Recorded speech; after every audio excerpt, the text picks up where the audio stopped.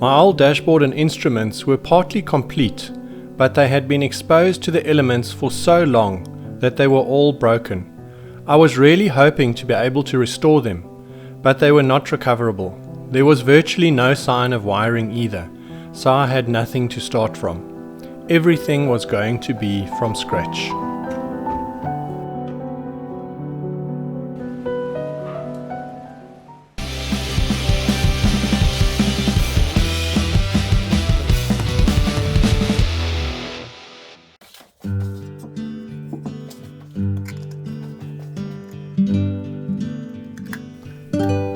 The electrics are daunting but exciting because they are all new and a real sign of progress. After almost 2 years, I had managed to get together all the parts I needed to fit the dash together and get the wiring done.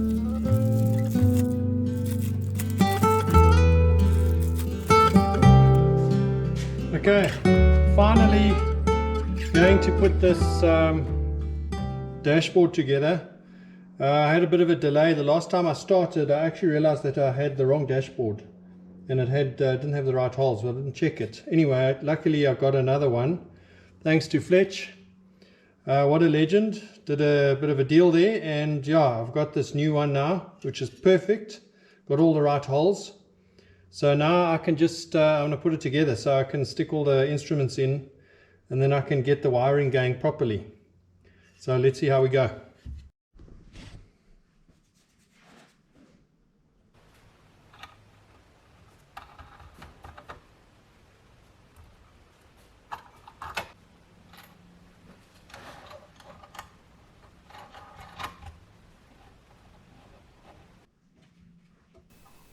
The dashboard is such an iconic piece of the Land Rover that I wanted to keep it looking original. I was able to find the correct original speedometer, which we luckily had as a spare, so I had that refurbished. The instrument gauge I was lucky enough to get from Owen Walton, who kindly parted with this valuable item. The rest of the items I bought mostly from Holden in the UK.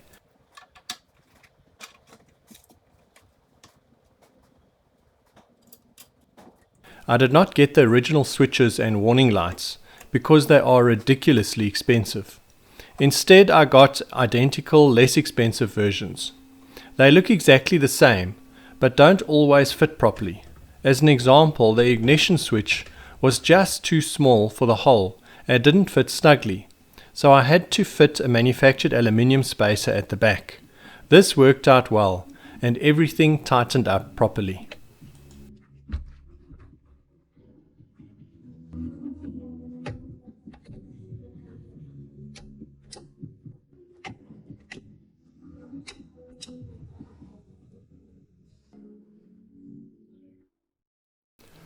Once I had the dashboard assembled, it was time to wire it up. Using 2 clamps, I made a nice platform to rest the dash on. This worked out very well until I was ready to attach it to the firewall.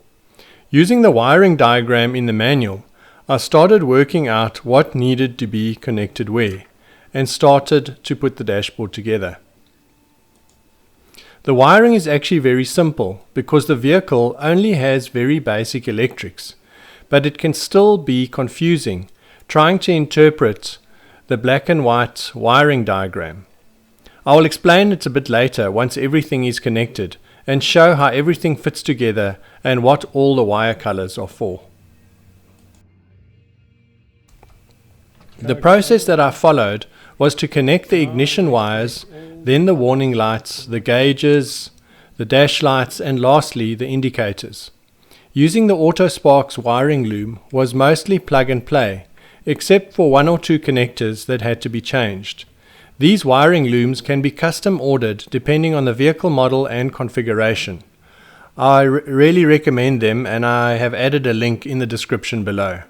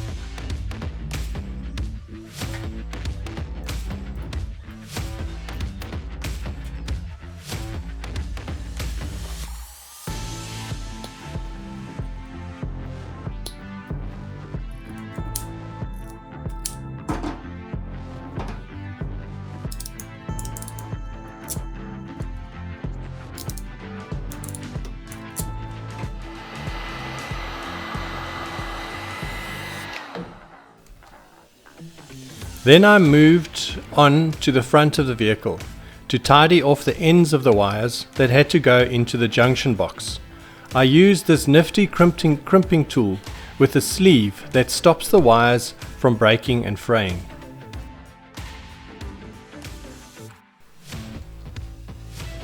I also connected the brake light switch, which sits underneath at the end of the brake pedal. I have wired my vehicle with negative earth and used an alternator, and that is how I ordered the wiring harness.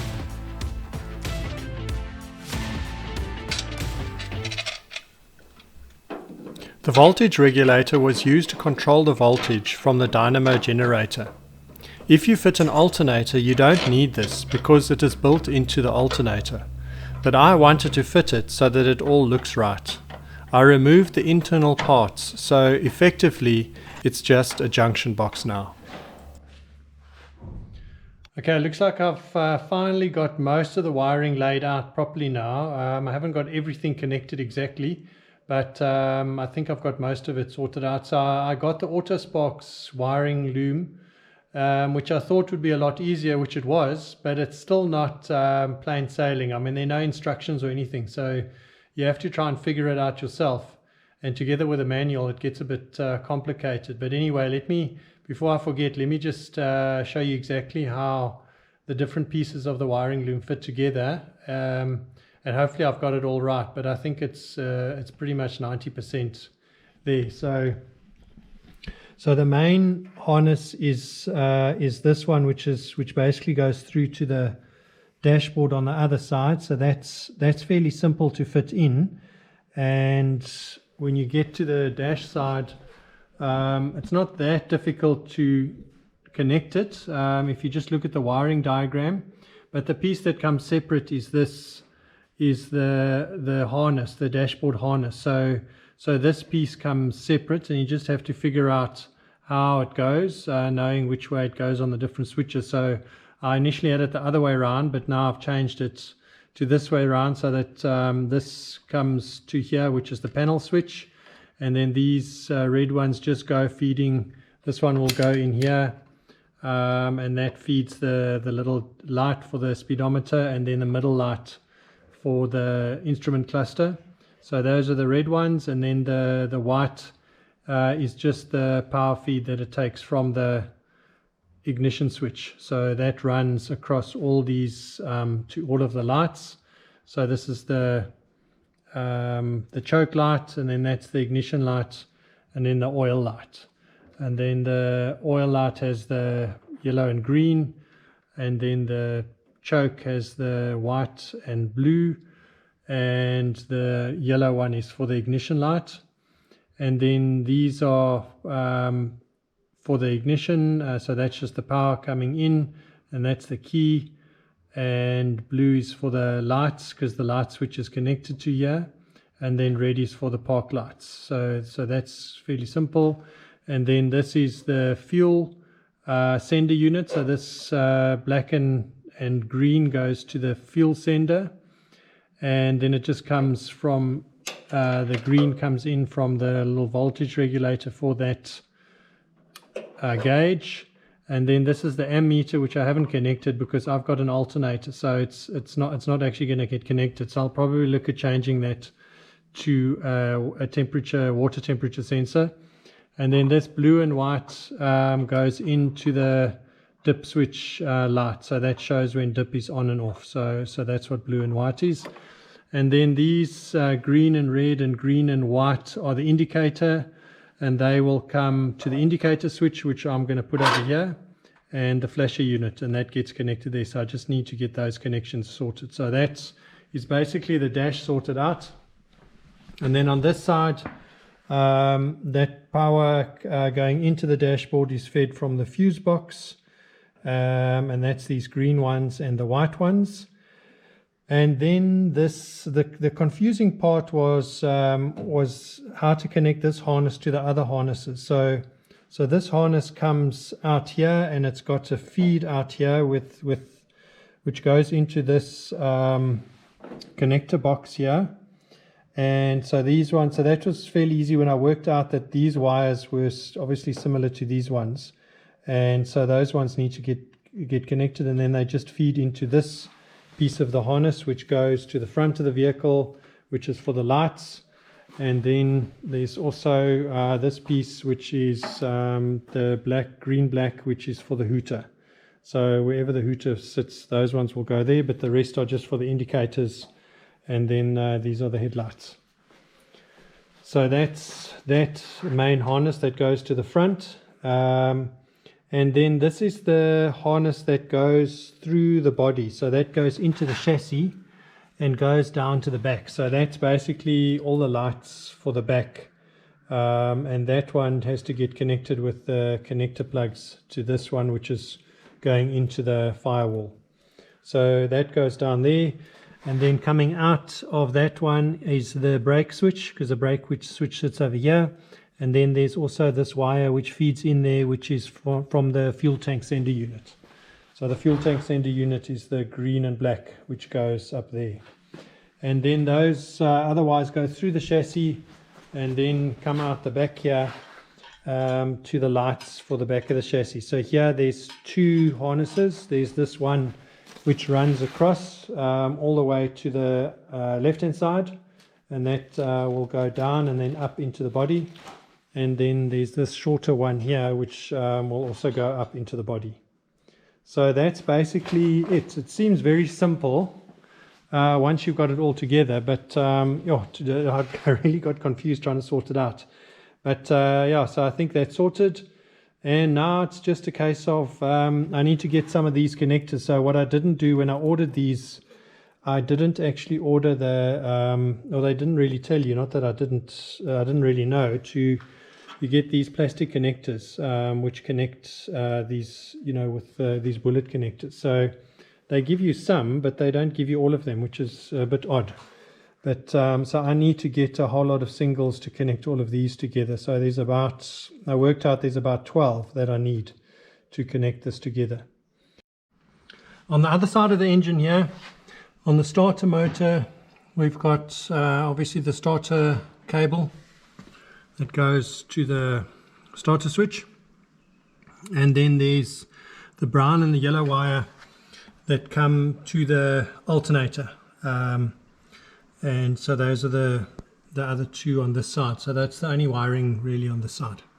So yeah, so I think that's it. Now I just need to get some extra pieces of wire, because I had with the old steering column, I had the dip switch and the hooter coming through the steering column, and I actually had the loom for that, but I sold that. So now I don't have that wiring. So I need to get another blue wire, another white and blue, and white and red, which are going to run down to the bottom and connect to the floor dip switch. So I need to get those wires to connect to this dip switch. So that's the one part that I've got. And then the hooter as well, I'm missing the black, green and black wire, which will go from the hooter switch, which I'm going to install on the actual steering column.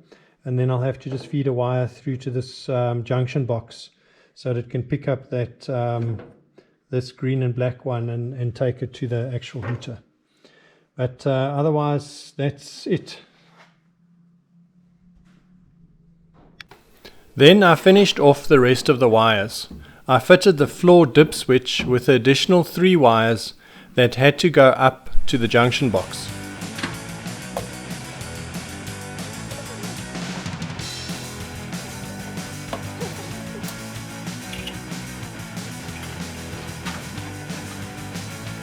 I fitted the hooter and the connectors for the hooter.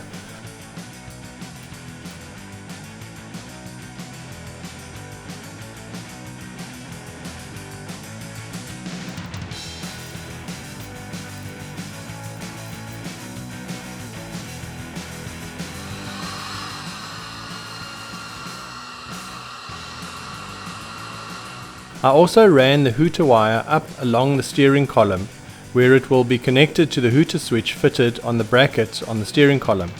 I don't have this bracket, as they are very hard to find, so I'm thinking of making my own. Let me know in the comments below if you have any ideas on how to do this neatly. Lastly, I connected the hooter and the dipswitch wires to their counterparts in the junction box. Then I could drill the holes and fit the junction box permanently.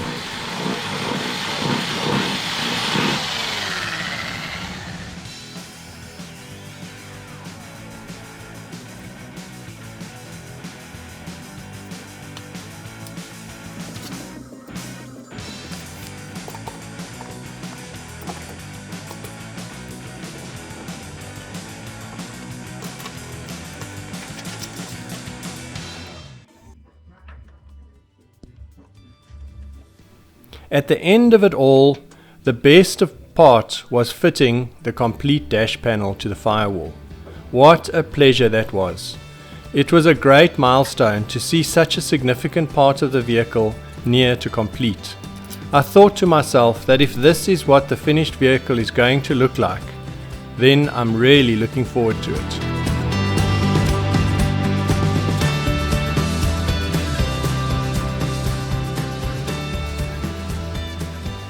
I will finish off the rest of the lights wiring later once I have the body on. But for now I have the main wiring done. Enough to take this rolling chassis for a drive. Next up is to bleed the brakes and get some tires put on my rims. Then I'm ready for the biggest milestone of all, that very first drive. I can't wait.